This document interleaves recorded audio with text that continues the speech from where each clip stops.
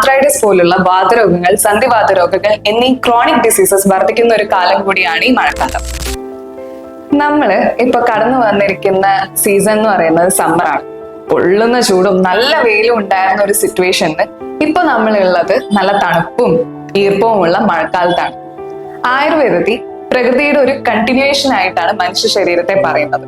പ്രകൃതിയിൽ എന്തൊക്കെ ചേഞ്ചസ് ഉണ്ടാവുമോ അതേ ചേഞ്ചസ് തന്നെ മനുഷ്യ ശരീരത്തിലും ഉണ്ടാവാം.